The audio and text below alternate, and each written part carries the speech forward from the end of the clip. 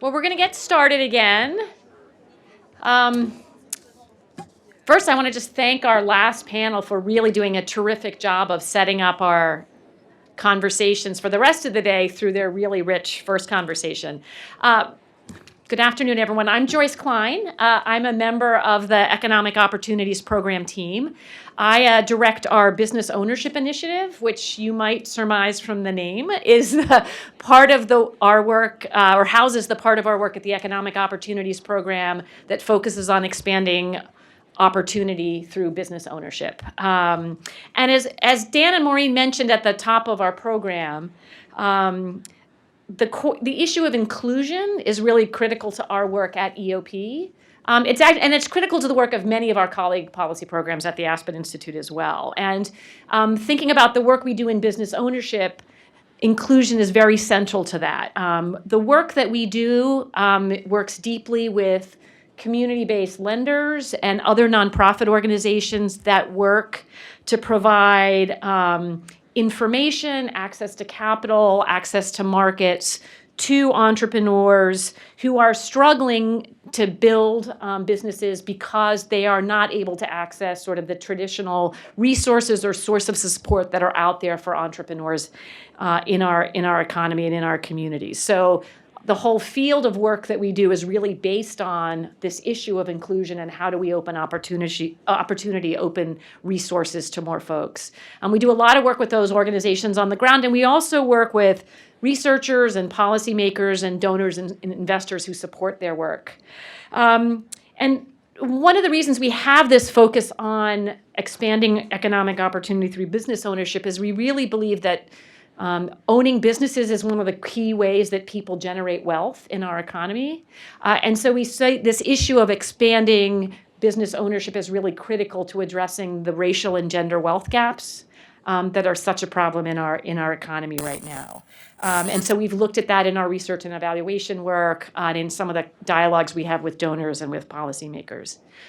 I'd also note that we've talked a lot in the last panel about issues of job quality, and this work on job quality really connects to the work that we do in entrepreneurship as well. We often see that an individual's opportunities and their experience with business ownership is directly connected to their experiences in the labor market. Often people build businesses around skills and connections that they build in their employment lives. And then they take that and translate that into their own business. And so to the extent that we have people in our communities, people who, for reasons of race and gender, are focused in one particular, only provided access to one particular part of the labor market, that shapes what they're able to do in terms of business ownership as well. So I think it's no surprise that we see, particularly among African American women, high levels of concentration in daycare and service businesses because that's where we've allowed Black women to work in our economy. And so there's a connection between what people are able to access in employment and what they're able to experience in terms of entrepreneurship. The other thing I would say is we also see that in larger firms that are partly or fully owned by employees, we often see higher levels of job quality. So there's a connection there between ownership and job quality. So our next conversation is going to go deeper into that issue of inclusion, and it's going to really focus on how the issues of race, place, and gender play a role in shaping who has access to opportunity and the quality of opportunity that they're able to access. And importantly, we're going to talk a little bit about some of the challenges that we see in terms of race, place, and gender, but we're also going to talk hopefully about lift up some of the solutions and the work that folks are doing to try to address that. So our panelists have some really important perspectives and experiences to bring to that, and you can read more about them in the bios that we provided to you. But we have first to my immediate right, Betsy Beeman, who's CEO of Coastal Enterprises in Maine. And then we have Gayatri Agnew, who's a senior director at Walmart.org. And then we have Gary Cunningham, who's the president and CEO of Prosperity Now. And our moderator is Tracy Jan from the Washington Post. So with a final reminder to, again, silence your cell phones, but please tweet using the Talk Opportunity hashtag. I'm going to turn it over to Tracy. Thank you so much for being here today on a great fall Friday afternoon. So I write about the intersection of race and the economy at the Washington Post, and I'm very fortunate that I was able to launch this beat in December 2016 after the last campaign. I used to be a political reporter covered the last 2 presidential races for the Boston Globe, and now, race and the economy are always relevant, but especially today in our political discourse. I wanted to allow the panelists to talk a little bit more about their personal lives and how that brought their interest into the current work that they're doing with regards to inclusion and what inclusion actually means to them. So Gary, would you please start us off and discuss? I'd be glad to. I'll tell you all my personal business. And so I actually grew up in Minneapolis, Minnesota, and I grew up in a very poor family. We were on welfare, and one of my vivid memories is seeing men come outside of our house to turn off our gas in the middle of the winter. And my mother had 4 children, and I remember being in front of a space heater with, and how many of you been to Minnesota?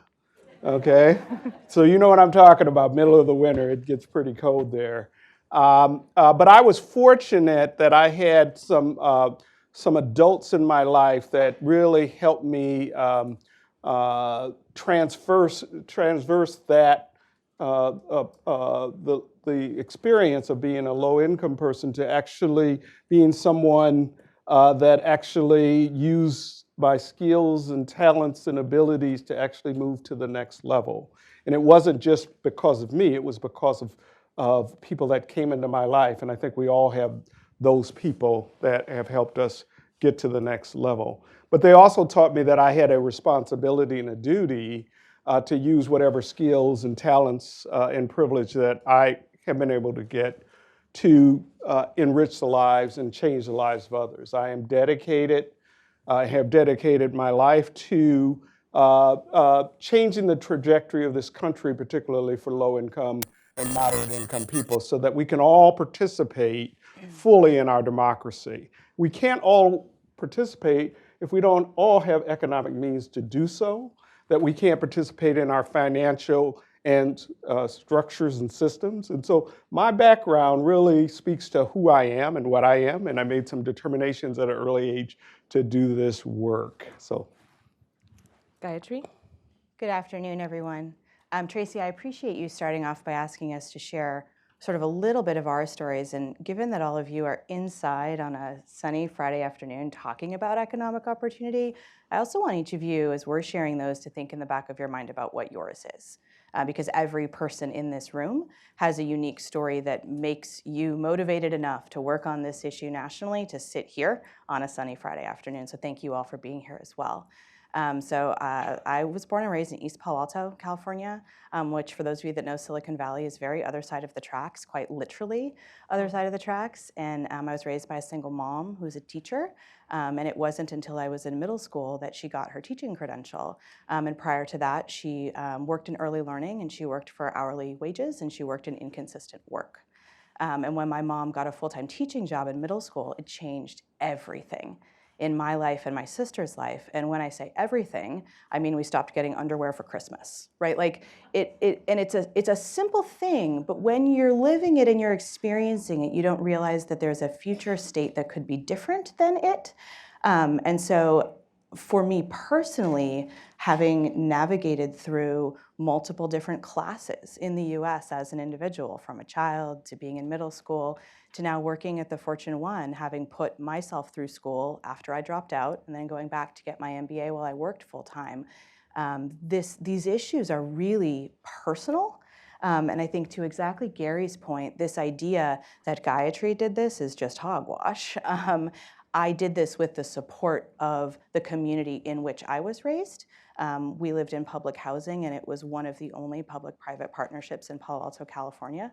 And the day we moved into that house was the most important day in my life, because it changed that day, and the day my mom got a full-time job are the two things that changed the trajectory of my life. Mm-hmm. And so I work at Walmart now. I've worked there for 5 years, and that entire time I've been working on creating pathways to economic opportunity for American workers who work at Walmart and who work in other places. I take the sort of personal philosophy that you need to make change from the outside, for that you need to both make change from the outside in, and you need to make change from the inside out. And so I'm sure there are those in this room who really gravitate toward making change from the outside in. I'm one that gravitated toward making change from the inside out, and we are both an important part of the change narrative. Great. Betsy? Good afternoon, everyone. And thanks for pinch hitting. Oh, my pleasure. Thanks for having me.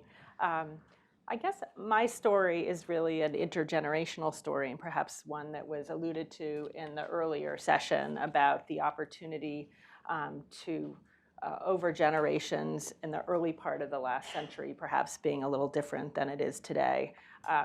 My mother's parents came to this country from Greece 99 years ago, and my grandfather worked in an eyeglass manufacturing plant in Western Massachusetts, and they had 9 children, all of whom either went to college, went into business, or went into the military.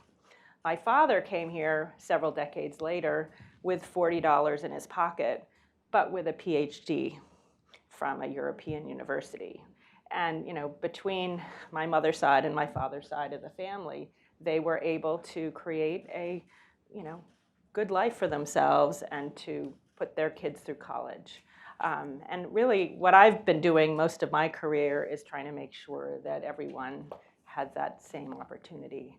The challenge is that sort of Horatio Alger-ish story of they worked hard and they did it by themselves, I think covers up the kinds of systems, supports and investment that we've been talking about, and some of which has either eroded or is going away in today's economy. But at Coastal Enterprises, which we'll be talking about in a little bit, really what we've been trying to do for 41 years is help make the economy work well for everyone in Maine and more recently in rural regions around the country.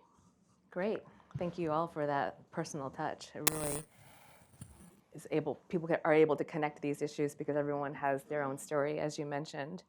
I want to talk about the current state of inclusion in America. And Gary, you've described race as a wicked problem, one that you've written about how people's perceptions of it make it more difficult to address the root causes of inequality. Mm-hmm. And we know that the racist systems and structures at the foundation of our country continues to have a big influence today. How do you even begin discussing this complex topic that can be so sensitive, depending on the audience? Because we can't really fix what we don't openly talk about. Thank you for the question. So where I'll start is we try to solve these issues using technical means.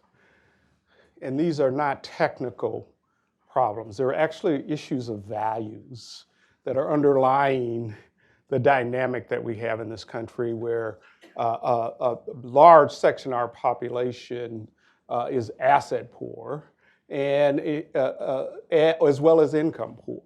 And the fact is that there have been various attempts to try to create inclusion of everyone. So you look at the New Deal or the civil rights movement in this country. These were efforts to really transform America, but we haven't gotten there. And so I'm not hopeless, I'm hopeful.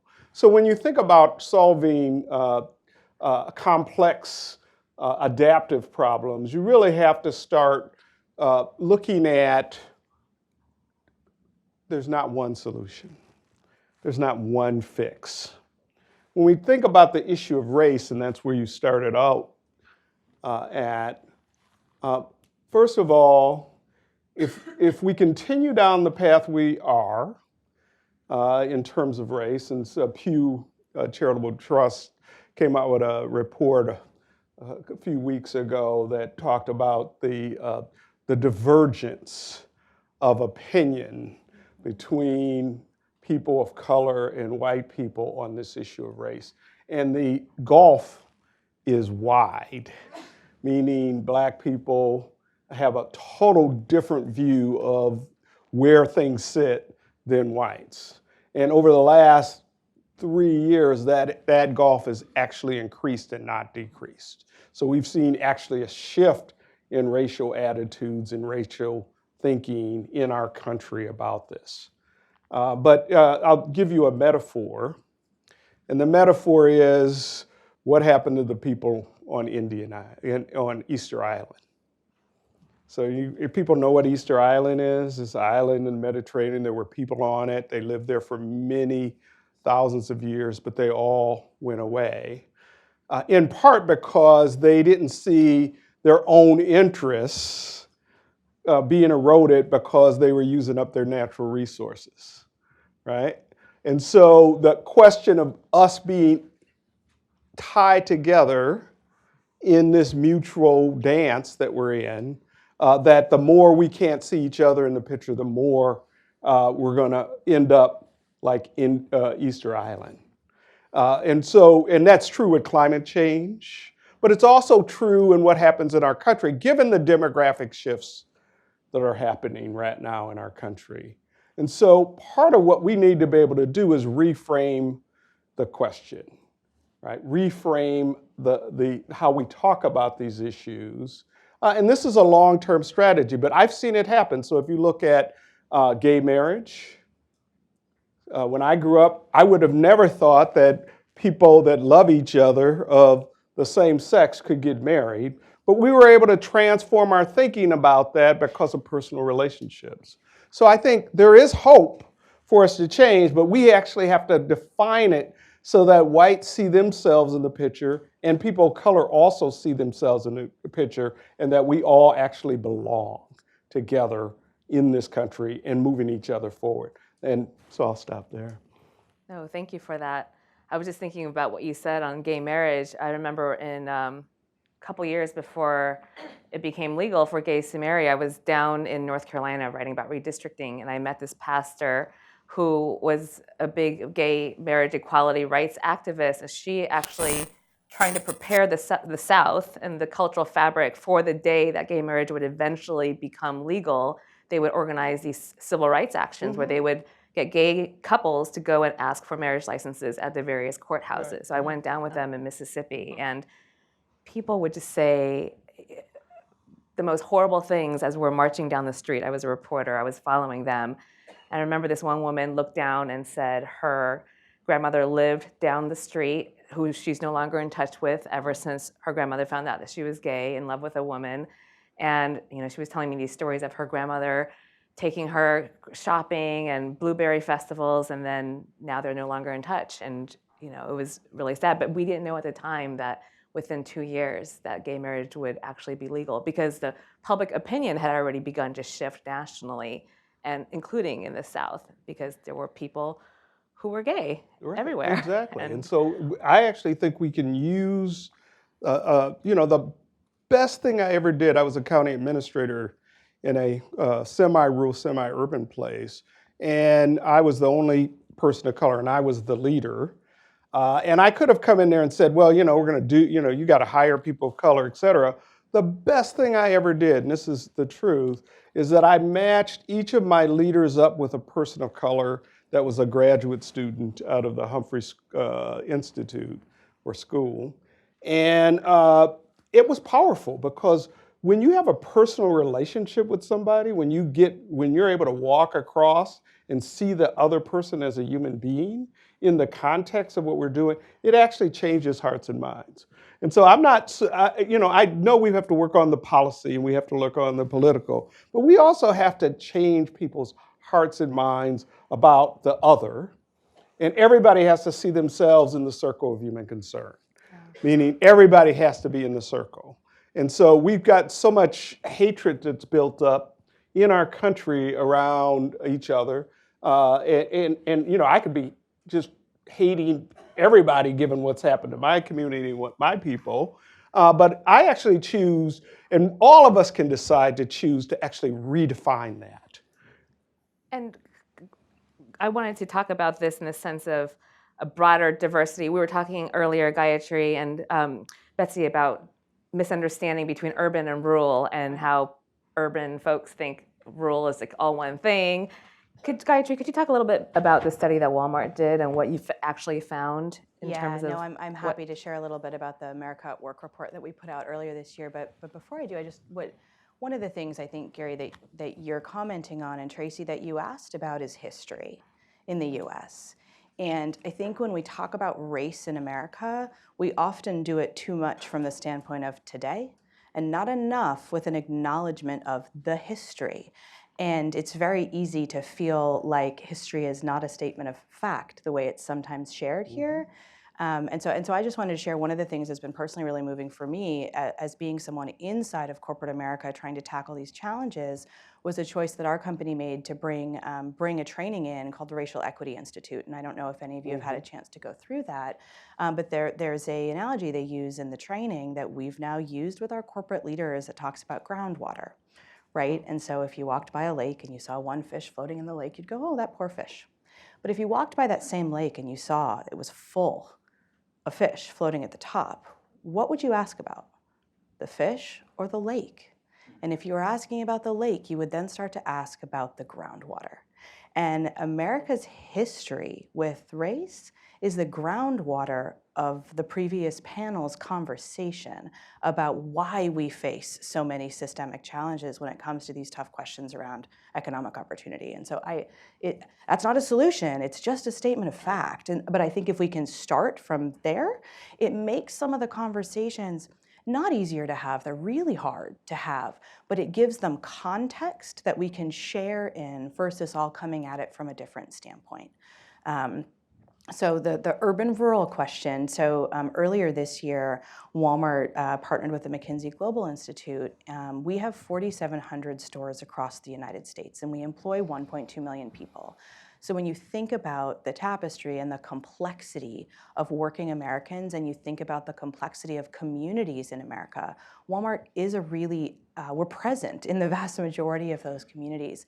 And we were seeing things that are a lot more complex than urban and rural. And we wanted to raise up that economic complexity because it's our nation's challenge today is to figure out how to make space to support and allow each of those different types of communities to thrive.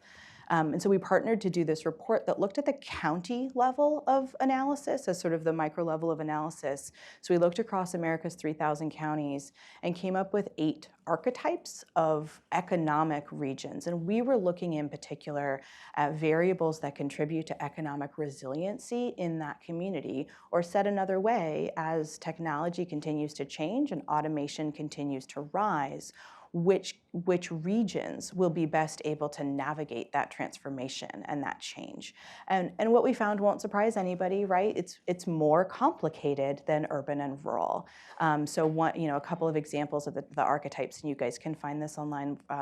Just Google America at Work, and you'll find it. Walmart probably put in there. Is an example of where I live in Bentonville, Arkansas, is a small independent economy. That means we're actually a very vibrant, dynamic economy, but not attached to a large metropolitan area. Another example was the urban core, as distinct from the urban periphery, right, or what we would commonly call the suburbs. But then you also had areas like North Dakota, which were resource-rich regions, strong, booming economies, but for a specific reason and a specific access to natural resource, right? One of my favorites, I feel I can say this while sitting on the stage at Aspen, was the Great Escapes. They were economically and statistically different than everywhere else. These were places like Nantucket or Aspen or Jackson Hole. But looking across the United States and actually seeing that complexity of our 3,000 counties, what you found is that you're going to see as much of Americana and distressed Americana in California as you are in Arkansas. Right? As it happens, you have a higher concentration of the archetype that we term distressed Americana in the American South. And that shouldn't surprise anyone in this room, but it's just a different lens through which to see the complexity of the economic issues in the U.S. Could you briefly define what distressed Americana, the Sure. characteristics of that? So I'm not going to dare attempt to recite the 60 different variables that we used. Again, it's all online.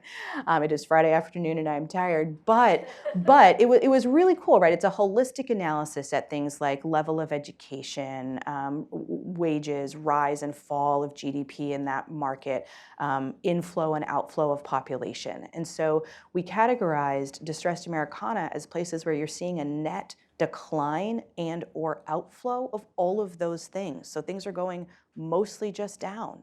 and not up. And that's not a judgment. It's attempting to be a little bit more of a statement of fact. And then we say, okay, then what become the unique needs of a community where capital is primarily flowing out? Well, it's for capital to flow in, right? And so that's not shocking information, but we don't treat communities necessarily differently based on their economic characteristics. And Right. so what we were trying to say is the way to mitigate changes in technology and changes in the workforce today in a place like Benton, Arkansas, has got to look different than it will in a place like San Francisco, California. And again, that may sound obvious, but as you read the rhetoric on future of work, that complexity often gets lost, and you hear blanket statements about what's happening in America. But America is a collection of regional economies, and we have to look at the unique characteristics of each of those economies. And Betsy, on that note, I was hoping you can talk about, in terms of outflow and rural communities, what the role of immigration is. And, you know, in Maine, there's a large refugee population as well. Given the political discourse vilifying immigration in some places,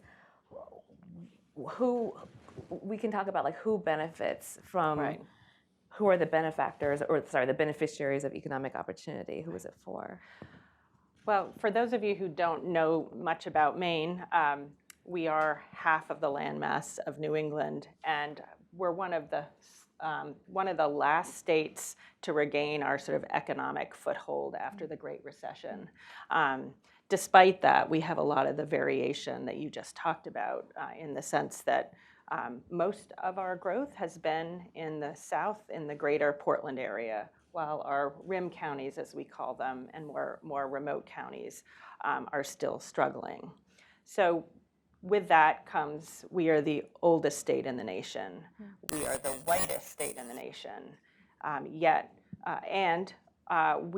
We have more people dying than being born.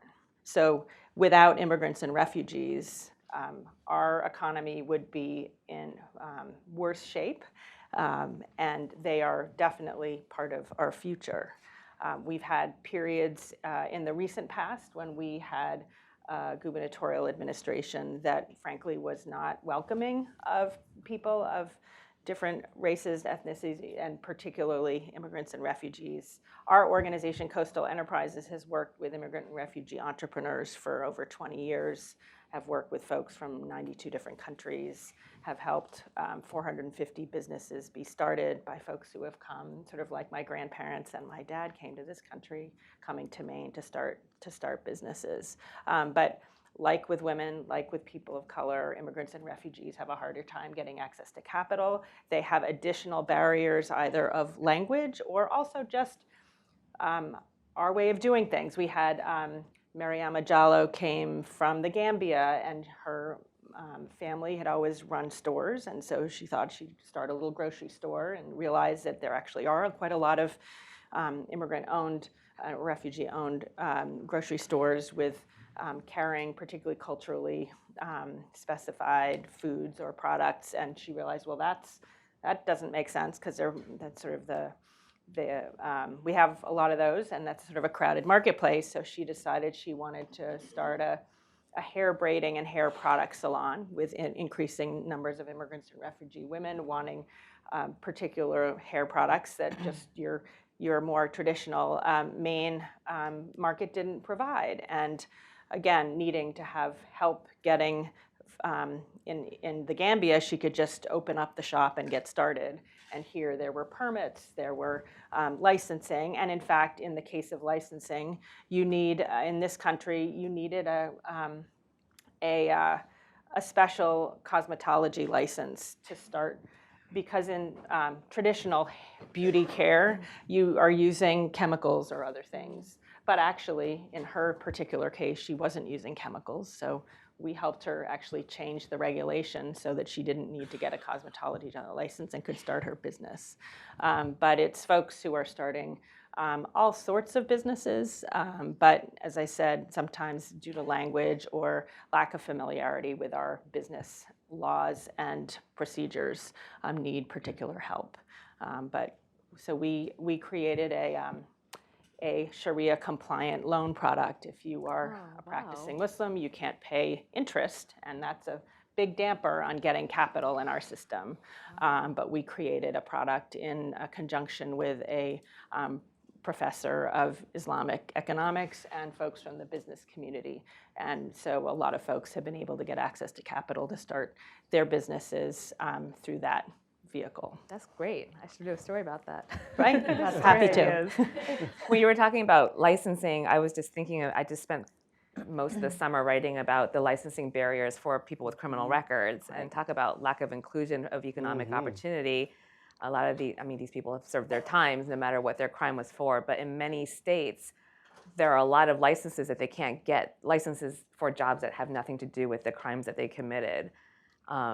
So that's a conversation that's happening in the States now, and people are getting that changed. And I think I was focusing on Rhode Island as the main character because they have actually some of the strictest occupational licensing laws, but also were ahead of the curve in terms of sentencing reform. Oh, great. So, Gayatri, I wanted to ask you on the front line of retail is often women and minorities, and Walmart not, being the largest employer, reflecting that same statistic. How do you, and the leadership in corporations are often not women and minorities. Is there a plan to change that, and how do you address that? Well, I don't know if I address it all by myself, though if you ask anyone at Walmart, they tell you I'm certainly trying. So again, I really like to talk about the facts. And the fact is that there are more women of color working in retail, and they are on the front line. And the fact is that the leadership in retail, not just at Walmart, but across the entire sector, right? If you've run into a store manager at any of the retailers, odds are good, just statistically speaking, that it's likely to be a man and that it's likely to be a white man. And that's not a knock of any kind. It's just a statement of fact. So then you have to ask, why? What's going on? And I could tell you, except the previous panel outlined it so well for you, right? Like they gave you so many of the reasons why. And those are the systemic barriers for advancement, in particular, I think, for women. And so I work on the philanthropic side of Walmart. So I work for Walmart.org. And one of the things that we've worked really hard on over the last several years is to build a research agenda that helps us have a shared fact base to have and to start these challenging conversations. And so there's a report that we supported, which looked explicitly at the advancement of women from frontline retail jobs into leadership roles. And it looked at the 12 primary barriers that are created that make it harder for women to advance in those roles. And while none of the specific barriers would surprise you, right? When have we looked at in that way and asked those questions? And so, with that report, it was released earlier this year. It was released in spring. And one of the things I'm really proud of that happened with that report is our company and a whole host of other companies, retailers, grabbed that report and then they took those 12 things they could or should be doing and they started doing an inventory, right? And so part of this is it's very easy to be frustrated about the demographics or composition in the workforce today. I'm frustrated about it. I would like it to look different. But none of us can snap our fingers and make it different. And so how do we sort of get on that path to understand the complexity, and it is complex, to say there's one simple fix if we just fix scheduling, if we just fix childcare, if we just fix wage, if we just, it's all of it. It's all of it. And different retailers, different companies, due to different sort of mixes of their business, are going to be able to fix different pieces in different ways. But I'm assuming many of you saw the research that came out by McKinsey and Lean In last week. It's a beautiful piece about it that talked about women at the C-suite. And then it actually backed all the way up to sort of that, it showed this great bar chart, and it showed that the decline of women advancing actually happens at that very first rung.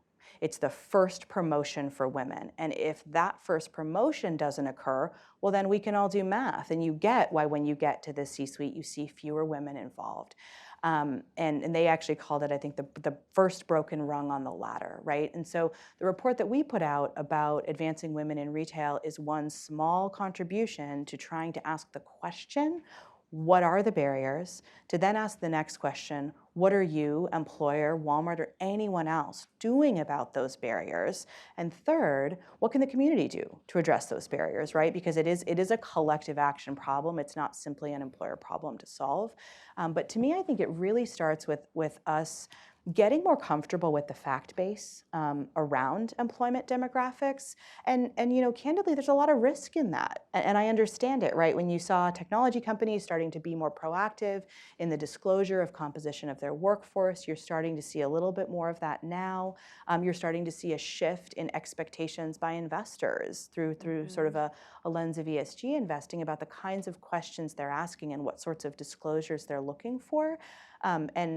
Gayatri Agnew thinks that's a fantastic idea. I won't speak for my employer on how they feel about rising disclosures, but I think we've seen that when sort of the court of public opinion starts asking questions, it does force some answers, and those answers shine a spotlight on some of the barriers and challenges that do exist. So I just think we have to start with a fact base and keep asking questions. Yeah. It's interesting because you were talking mainly about very large companies, and yet more than half or around half of all people in the United States are employed by small businesses. And unfortunately, they don't have research departments, and they don't even have, in most cases, HR departments. And one thing that we have found has been really helpful is to leverage our financing and business coaching relationship with small businesses, especially in a tight labor market. They need workers, and they're needing to be pushed. They're needing to go, and they're recognizing they need to go beyond their sort of typical way of hiring a new person, which is call cousin Larry and ask him if he knows somebody. And so we have been finding that that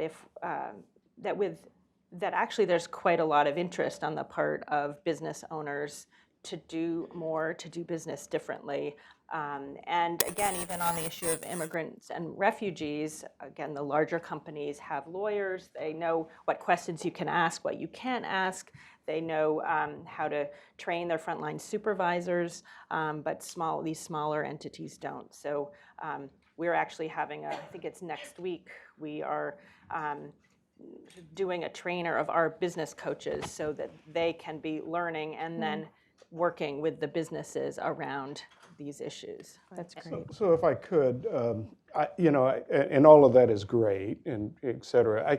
As a African American person, when you look at the data, or I could be Native American, I could be Latino, et cetera, it will take us hundreds of years under our current structures and systems to get economic equality in this country. We do not have, my family and my generation don't have the time to wait and wait on the next report. I've been looking at reports for 30 years. How many of y'all been looking at reports for 30 years? Raise your hands.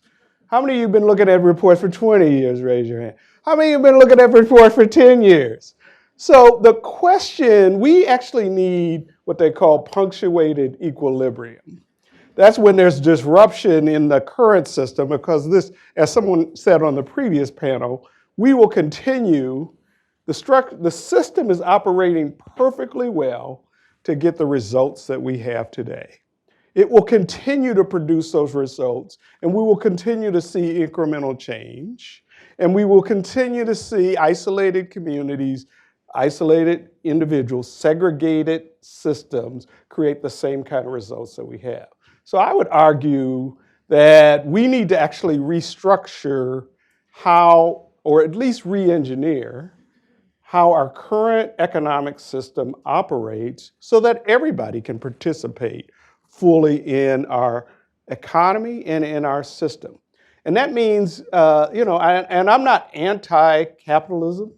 In fact, I'm very pro-capitalistic, but I am we're leaving genius on the table, as Van White says. I'm very much anti that the child on Pine Ridge Reservation will never have the same opportunity as other children in this country. So I actually think, not just to complain about it, but I do think there is a discussion going on at the Business Roundtable and other places that people are starting this, and in Europe and other places around world, that the current structure of wealth inequality will not change unless we do something very significantly different. I feel like you were looking at me when you said capitalism.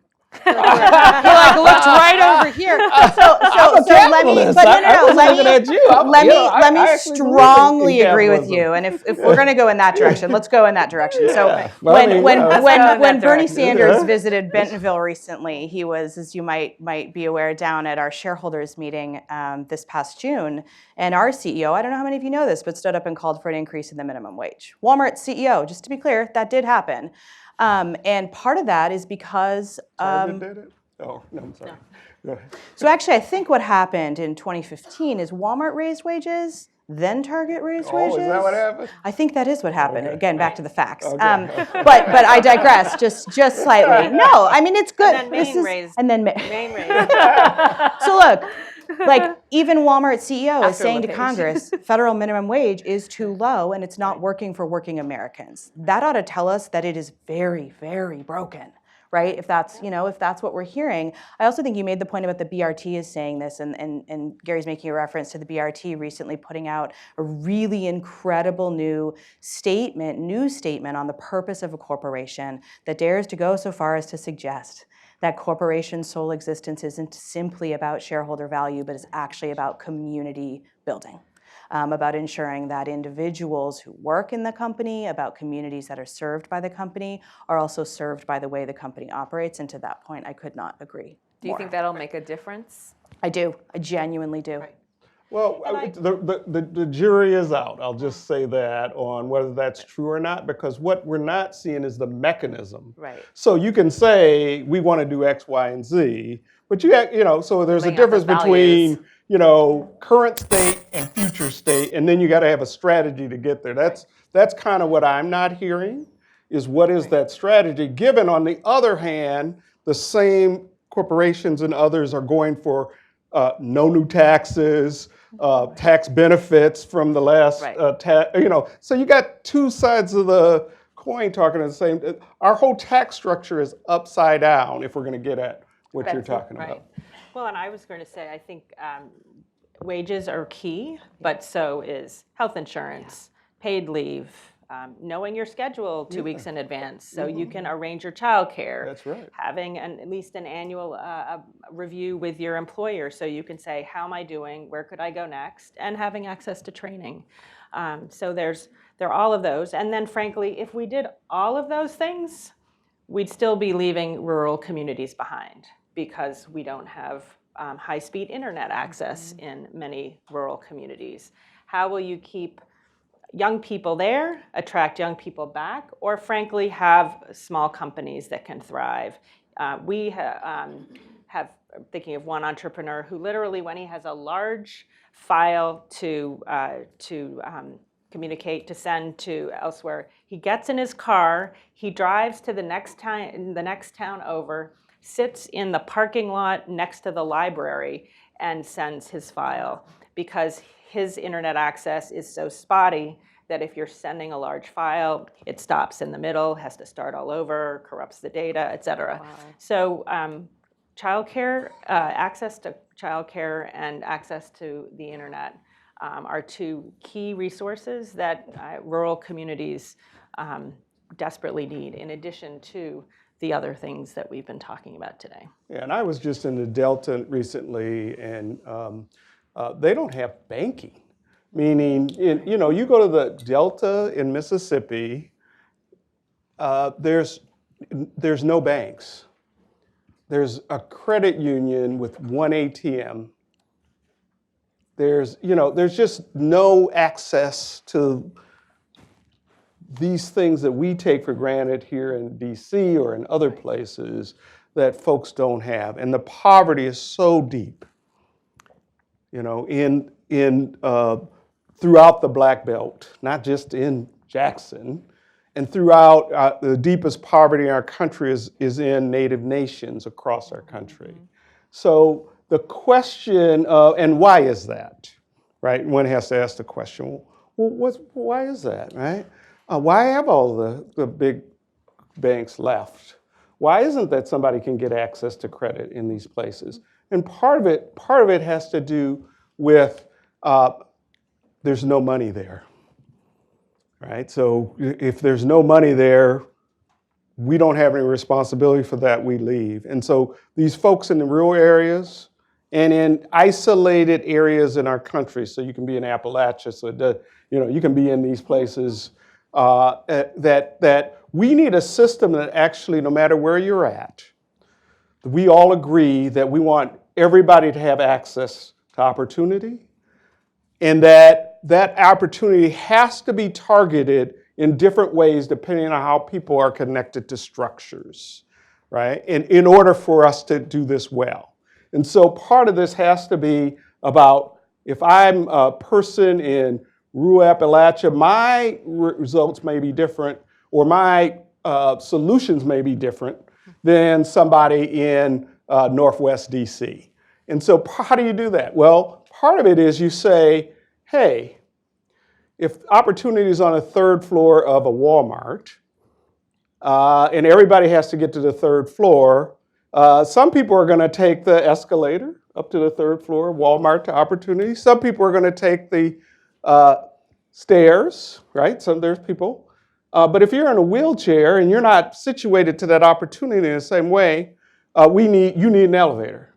You don't hear anybody arguing about we shouldn't have elevators, right, for people that are disabled in our country. So we can actually do this. There's enough wealth in this country for us to actually create opportunity for all and create prosperity for now. But we actually have to step back and look at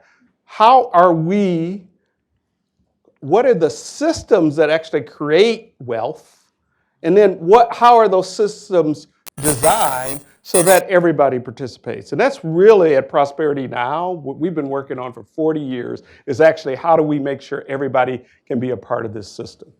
So that's great, leading to, before we get to questions, what is one key action that folks listening at home or at work, or our audience here who cares about leveling the playing field, what's one key thing that everyone can do? We could start with you, Betsy. Well, I was going to say broadband and childcare. I already said said that. it. Yes. So I guess I will say there is, CEI has been doing this work for over 40 years. There's a whole community of what are called community development financial institutions that are in urban, rural neighborhoods. And they really are channels for government, foundation, private, individual investment in these communities. And they typically they are sort of those communities. They have close and trusted relationships with organizations in those communities. And there are many ways that they can be, I think, used as an investment vehicle and as a sort of catalytic partner with folks in the communities we're talking about. So in a slightly self-serving way, since I already used up my other good ideas, I always say you can't build a movement behind an acronym. So I wouldn't say, CDFI would be on the banner, but looking for ways to invest in through trusted intermediary organizations in and with these communities. Mm-hmm. Great, Gayatri. Mine would say that there's no backbenching or sidelines to the equity conversation in America. So what are you personally doing to be a part of it? And if what you're personally doing doesn't make you a little bit uncomfortable, maybe do a little bit more. So for me, that discomfort was moving from the Bay Area to Arkansas. And it's been a slightly bit uncomfortable every day since, but no, don't get me wrong. I actually really love living in Bentonville, Arkansas, which really surprised me as a biracial woman raised in the Bay Area, right? That was surprising for me, and it was uncomfortable for me. But I'm working through that, and you all in your daily lives have a chance to make yourselves slightly uncomfortable, especially here in DC. So I would encourage you to lean into some of those difficult or uncomfortable conversations. So thank you for that. So I think that the thing that I've actually seen work, and my previous job, I was the CEO of an organization that worked with entrepreneurs. And what I actually seen work in terms of change of demographics is entrepreneurship. People of color, particularly, are the fastest growing entrepreneurs in this country. And they have the opportunity to actually address some of these underlying issues that are going on. Now, it's not the only solution, so there's multifaceted, but I would argue that we could have an economic revolution in this country by actually providing the access to capital. So the largest fund for people of color in the country right now is $16 million, is JP Morgan Chase fund out of Detroit. That's the largest fund in the country. Right now I'm working with a group of CDFIs on something called the Black Vision Fund, which is an $80 million fund to demonstrate, and all of these CDFIs, their loan loss is 0.87% over the last 3 years. This is better than most banks. Most banks are losing 5 to 6 to 7%. But we've figured out, we've cracked the code on how to lend to African Americans. So if we can actually grow that by 250% over the next several years, this fund, and grow lending and economic opportunity to community, we could create a renaissance in this country that would transform. Because you know, at the end of the day, right, these demographics are shifting. If we don't do something now to address that, we're going to be at that Easter Island point I talked about earlier in my talk. That's where we're going to be.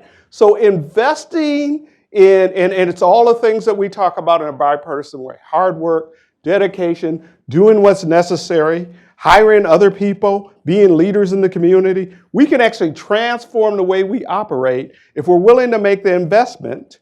But the market actually operates off of confidence.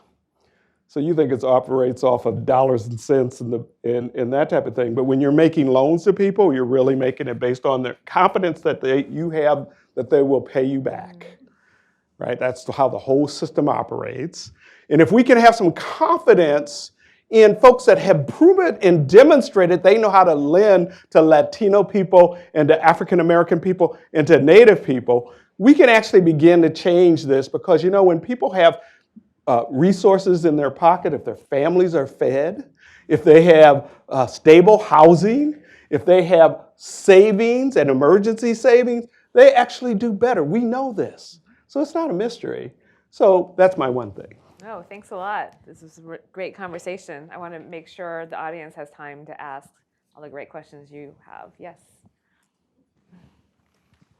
You first. Okay. You first. And then you. Okay, great.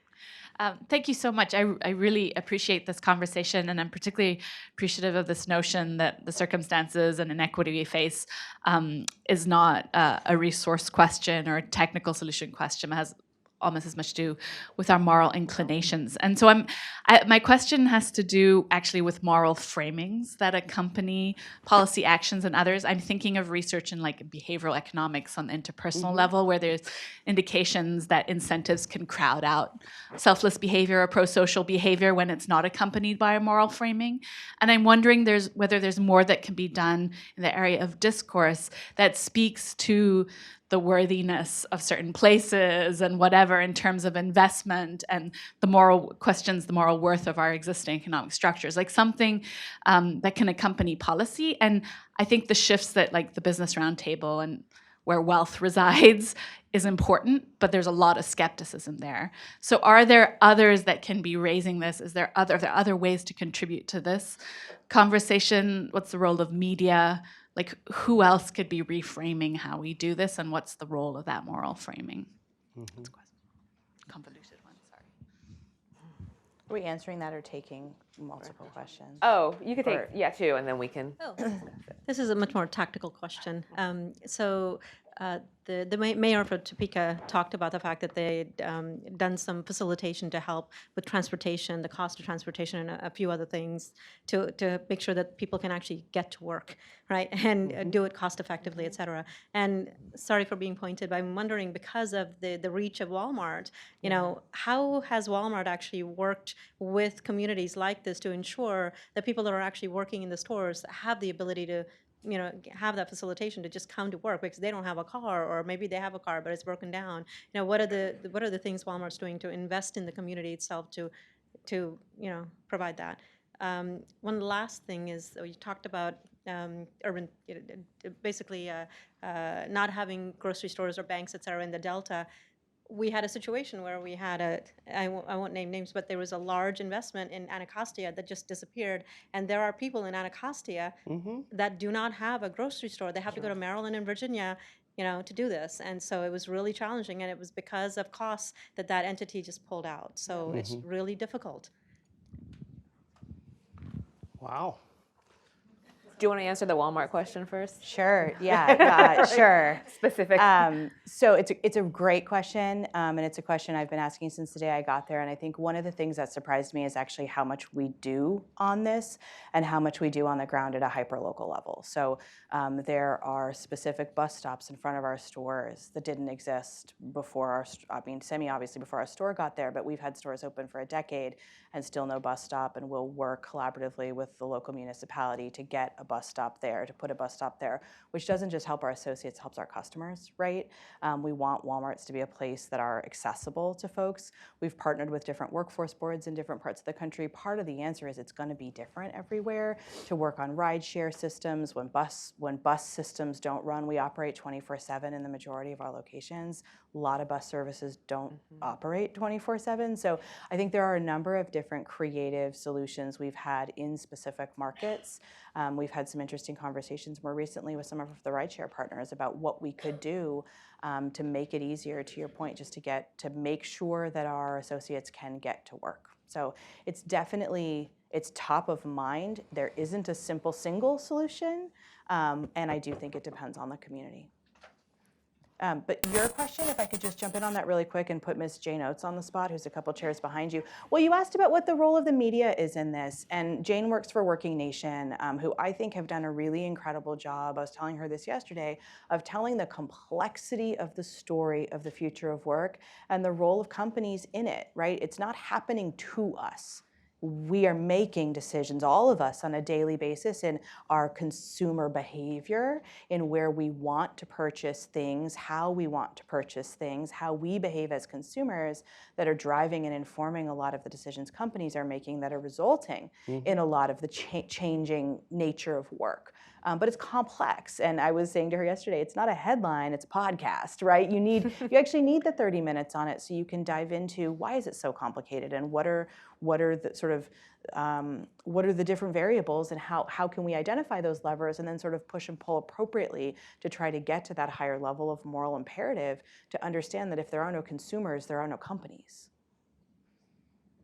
Does anyone else want to tackle that question? Yes. Yeah, I think it's a great. Both questions were great, and I think they're interlocking. Because if you're anybody and you're working, you have certain amount of your income that's used for different things, and if transportation is huge for you, or housing is huge for you, that means that you're taking money from other things. And the question becomes, what kind of place do we want to be? What kind of community do we want to be? And we get to decide that. That's a values question. It is not necessarily just an economic question. And then how do we ensure, given the vast amount of wealth that we have in this country, that everybody actually has access to not just income, but wealth, right? So these are different things, right? I would argue that there, again, no easy answers. And it's easy to make villains, right, out of corporate sector or others. I actually think that we need to come to some agreement that transportation is a basic issue that everybody has to have. And housing is a basic thing that everybody else has to have. You can walk outside here and there are people right on the streets in this place that don't have housing. They're living on the streets every day. Housing should be actually something that everybody has, right? But because of how we structured our society and our system, we're not taking care of those of the least of us. People with mental illness, people that have emergencies and fall down. So I would argue, and this might be a minority argument in this world, that we actually can change the conditions of that we can maintain a system that actually benefits people based on their merit, but also a system that ensures that there's basic things that we have as a community, as a society, that we all have to give up something to make that happen. So that's what I believe. Yes, sorry. Well, a couple of thoughts just on the transportation piece. I moved to Maine 16 years ago from New York City, and one of my areas of culture shock was around the lack of public transportation. There are vast swaths of rural America where there is no public transportation, and the only way you get anywhere is in a car. So it's, as you say, solutions are going to have to be different in different places. And frankly, there are a lot of places in rural America where there are no grocery stores or there are no pharmacies. And so that means you have to drive long distances to get there. So definitely solutions need to be different. I guess I am both a pragmatist and an idealist in the sense that I do believe every morning we wake up and we can create the society we want to live in, and that there is opportunity for us to build political will to make these transformational changes that we were talking about earlier. In the meantime, I do believe, and I see it every day, that there are ways to align the, at least we see it every day, that we can work with business leaders, especially small business leaders who are very close to the communities where they live, and help them take steps that are good for their small business, that are good for the folks who work for them and with them, and that are good for their communities. And that there's a lot of progress we can make that takes advantage of that. So we don't need to wait for the amount of time it's going to take to build the political will and the social will to make the changes we all want to see. We can at the same time be crafting these sort of one-by-one solutions and using that to inform then the policy change that we need to push it to the next level. Great. You? Wow. In this place, or woman over there? Yeah. Thank you. I'm wondering if any of you have read Richard Rothstein's book, The Color of Law. And since, Gary, you're from Minneapolis, which recently changed its zoning policies to eliminate a lot of the single-family zoning housing, which could be pointed to as, I think, a reason behind some of the discrimination in terms of racial discrimination in terms of neighborhoods. Do any of you have a view that changing zoning laws in certain places in America can deconstruct some of the themes that we're dealing with today? And is that enough? Does that represent the punctured equilibrium? And I love that phrase, by the way, that because it also makes people uncomfortable to change the zoning in the neighborhood that they bought in and live in, have lived in for a long time. And is that a possible solution? So I'll start off by saying I spent 8 years on the Metropolitan Council that actually defined the policies that you're talking about in Minneapolis. So I actually was much a part of that. And my wife was the mayor when all this was happening in Minneapolis. So I had a lot of I took a lot of rocks and a lot of intensity around the issues that you're talking about, because it is the region-wide plan that drives both zoning and economic development in that region. And now I'm here. I can say that it's part of a solution. As I said, these are complex problems, and they take a multitude of various solutions.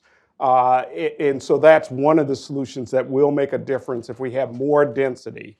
But I also think some of my more progressive liberal friends have used that as a catch-all thing that, and I think it's overhyped in some respects, as if it's the solution. So one of the biggest things that any of these places could do is unleash the capital that exists, so that people can actually utilize it to create jobs and economic opportunity. I think that also is part of the mix. So I don't think it's that one thing, but I think that's a big move given the amount of segregation that we've had in these communities, which isolates people from opportunities. So thank you for the question. The woman in the jacket has a question. Good afternoon, and thank you so much for the opportunity to be here. I am an educational psychologist. I work in a nonprofit organization in Annandale, Virginia, and I direct an early childhood program where we serve nearly 300 children, 300 families a year. We're also part of a more complex organization that was formed 52 years ago with the participation of about 26 churches that wanted to do good in their community. And what happened 52 years is that people knock doors and see, what can we do to make this world better? And they found that there were families who didn't have access to childcare, and that childcare opportunities were being limited for the working poor at that time, and that there was not inclusive programs available. Once they fundraise, they tried to put their children in programs, and those children were not accepted because they were of color. I right now serve 83% of my children come from poor, low-income families. 40% have special needs diagnosed, and about 80% come from immigrant families. So I'm right there with Do you have them. a question? Oh, just in the Yes. interest of time. The question that I have is that there's a lot of investment being made at the federal, local, and state levels to support these families, but it's not effective. And there's a lot of barriers in place. For example, childcare subsidies are available for these families, but only for families that have a specific schedule that matches the services that we provide. Is there something that we can do at the systems levels to, first of all, cross information and improve access? Because families have to bypass a lot of barriers to have access to funds that are already in existence. And the second question that I have is, how can we have more opportunities to bring to the table? Because I think, like with childcare and health and everything else, it cannot be a solution that comes from one place. Everybody needs to be on the table. So how can we have corporate America be part of the solution to what are the opportunities out there for corporate America to really hear what the needs are and be part of that solution? Thanks. Gayatri, anyone want to take that? Yes, corporate America would like to answer that question. And here you are. So it's interesting. I have a 3-year-old and a 5-year-old, and I have reliable, affordable, high-quality early learning care for them. And that has changed and will continue to change the course of my life. And there are many working moms, well, excuse me, all moms are working moms. There are many formerly working in careers moms. Paid moms. Paid moms. I don't have a good other term for that, who don't have that. And that's an injustice this country's got to power through. And it's probably one of the single greatest barriers, at least when it comes to advancement for women, that I've observed ever, right? So I don't know what we do about it. I personally, 2 years ago, founded a group at Walmart called Working Moms at Walmart. And one of the issues that we as a coalition of individual employees inside of the company have taken on is, how do we have tough conversations about access to early learning education, but also parental leave, right? So Walmart did change our parental leave policies recently, about 1.5 years ago, and we created equity between the frontline worker and the corporate worker. So if a store associate has a baby and goes out on leave, she's able to take advantage of the exact same benefits that I took advantage of when I had my daughter 3 years ago. And to me, that is an enormous step forward. Everyone should be doing that. The vast majority of retailers in America today don't do that. But if we can't even figure out how to allow a mom to be at home with her infant baby, I'm not sure where we are on the continuum of childcare in general. But I think it's a crisis. Gayatri Agnew thinks it's a crisis, and I am working inside of Walmart to try to change it. But I can't tell you yet Walmart thinks it's a crisis, because I don't think corporate America has been loud enough on the issue of access to childcare. I better stop talking before I get in trouble. Let's take 2 more questions. You in the back, and then the woman in the front. Guy in the gray suit. Yeah. Guy in a gray suit. So I know we've been talking about how this is all of our problems, but the thing about this being all of our problems is that it could end up being none of our problems at the same time. I wonder, who do you think among government, corporations, nonprofits, and us as individuals should take the lead on solving some of the inequality issues that we've been talking about today, and why? And then the woman in the front, we could ask your question too, and then we'll close out. So for the third of Americans. Yes. For the third of Americans who are working in low-wage jobs, it's very hard to search for work at the local level. It's a cobweb, right? And so where are we in terms of wage transparency, so that the search for work can make clear from the start what the wage is, so that the job seeker can speed up their process and know what's worth spending time on? Good question.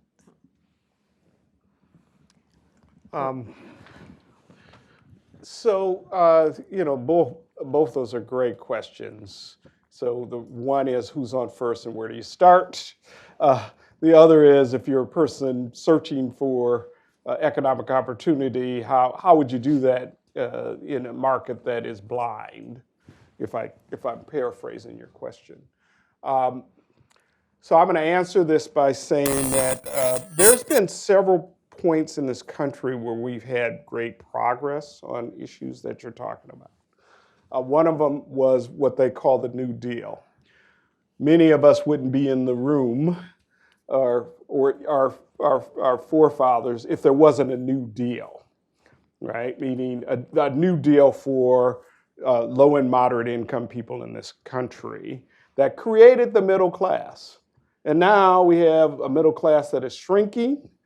We have people we have an economy that actually has more jobs, more opportunities than people, if I could put it that way. But there is a mismatch of skills, of people having the ability to see what's in the market and be able to take advantage of those things. So both of those things are there. I don't think that we're going to be able to solve this issue until we have a new deal, right? So that is in part a government thing, but it's also part of a corporate and economic opportunity thing. So it has to be both of those working together to actually realize that we won't be able to maintain our quality of life in this country. We won't be able to compete nationally and internationally unless we change some of the basic things that are going on right now. And I think that's what the Business Roundtable is actually coming to the conclusion to. And this question of how do we create opportunity for all becomes critical. So that part of my answer to your question is, we need to actually shake this thing up in terms of how it's operating so that everybody can actually fully participate. And that means our tax structure, the tax structure drives wealth in this country. That has to change too. We actually have to have a tax structure that actually also rewards hard work, dedication at all levels of our society. And right now, that tax structure is geared towards, and that's why we have wealth inequality in this country, is the tax structure is structured the way it is. And if it's structured so that it rewards wealth only, then people at the bottom, people like that are sitting in this room, won't be able to take advantage of full opportunities in this country. So I'll stop there. Great. I think you're totally right about the structural question. If you think about the economic measures we love to go to most, we love to go to GDP growth, we love to go to unemployment numbers, right? Neither of those measures tell you about underemployment or economic mobility. And so until we as a country are able to look to and track those metrics, and there is tremendous progress being made on that. There are regional economies looking at metrics like that. There are states trying to look at metrics like that. So to answer the question of who's on first, us as individuals, American apathy will kill this country. So if you aren't taking it upon yourself for your personal mission to help create economic mobility in this nation, we're doing it wrong. Now, how you do that, through what vehicle you do that, right, depends on where you are and where you're positioned to have power and influence, and you've got to use it.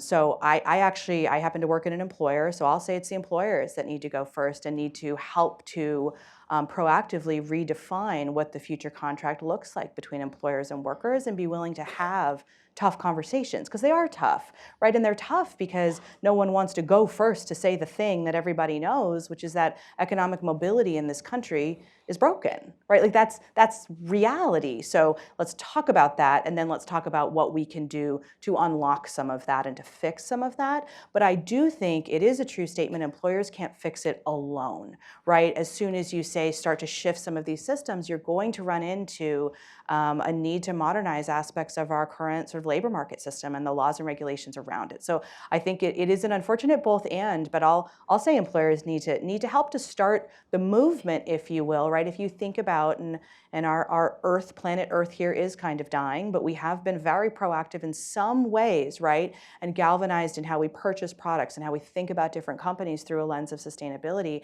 I think we need to do the same thing through the lens of human capital and economic opportunity. We need to judge companies by whether or not they are helping or hurting when it comes to advancing economic opportunity in our country and around the world. And then to answer your transparency question about wage, I actually love this one, and I think technology is making things possible that weren't before. Glassdoor actually has a whole thing on wage, which is really cool.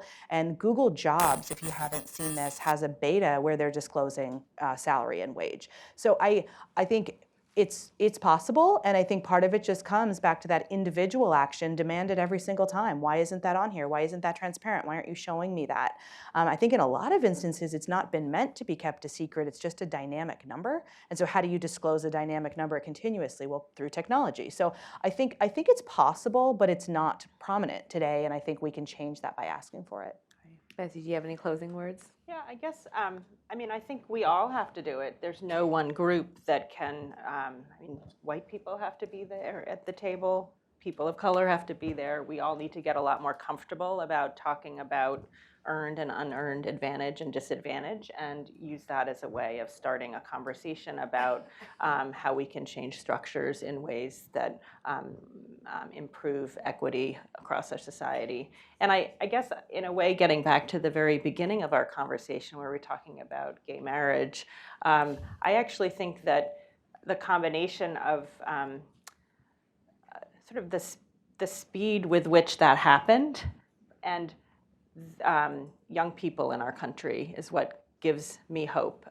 If you look at data around people wanting to align their purchasing power and their investment with their values, very different from baby boomers on average than millennials. And I think there's a lot of power in our young people about having and starting conversations differently, some over technology, some in the old-fashioned way of having conversations that young people in our society will bring to these issues.